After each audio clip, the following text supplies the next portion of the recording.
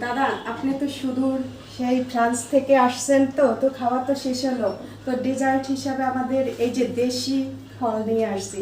এখন কোনটা খাবেন? পেয়ারা খাবেন, অরেঞ্জ খাবেন, নাকি দুইটা কলা খাবেন?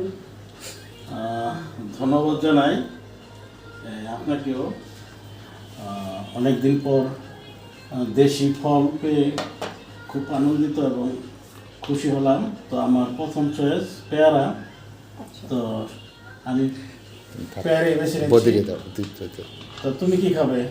আমার পছন্দ সেই পেয়ারাই। একজনেরই পছন্দ।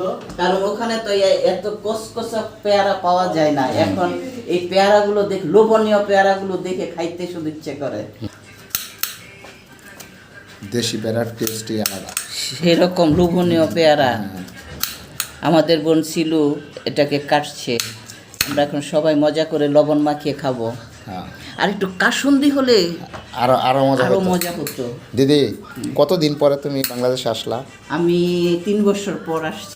3 বছর পরে। হ্যাঁ। এখন এখানে এসে কি ফ্রান্সের কথা মনে পড়তেছে কিনা? না, আমি তো বাংলাদেশকে আমি খুব ভালোবাসি। আমার গায়ে এখনো কাদামাটির গন্ধ লেগে আছে। সেই গন্ধ, কোন জায়গার? জরমবেরের জরমবেরের সেই বেলার বিলের কাদামাটির গন্ধ। গন্ধ।